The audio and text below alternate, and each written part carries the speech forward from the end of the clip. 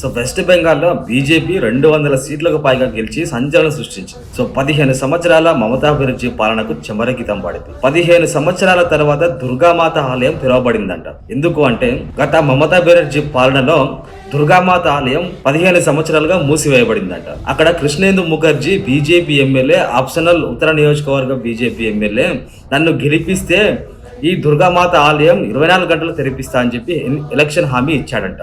So అనుకున్నట్టుగానే కృష్ణేందు ముఖర్జీ ఉత్తర optional నియోజకవర్గం నుంచి గెలిచినాడు. సో గెలిచిన వెంటనే ఆ దుర్గామాత ఆలయానికి వెళ్ళినాడంట. అక్కడ పూజలు చేసినాడంట. సో కార్యకర్తలంతా వచ్చేసి పెద్ద ఎత్తున పూజలు, హారతులతోటి, భక్తి భావంతో అక్కడ సెలబ్రేషన్ చేసుకున్నారంట. సో 15 సంవత్సరాల తర్వాత దుర్గామాత ఆలయం తెరవబడడం సో షాకింగ్ విషయమే. పశ్చిమ బర్ధమాన్ నియోజకవర్గంలో 9 నియోజకవర్గాలు బీజేపీ గెలిచిందండి. అందులో ఉత్తర ఆప్షనల్ జిల్లా ఆప్షనల్ నియోజకవర్గం కృష్ణేందు ముఖర్జీ గెలిచిందంట. సో అనుకున్నట్టుగానే దుర్గామాత ఆలయం తెరిచిరంట, లక్ష్మీ పూజ చేసిరంట, పెద్ద ఎత్తున సంబరాలు చేసుకున్నారంట. సో 15 సంవత్సరాల తర్వాత దుర్గామాత ఆలయం తెరవడం అంటే అసలు ప్రజలంతా భక్తి భావంతో సంబరాలు చేసుకుంటారంట. సో అది బీజేపీ అంటే.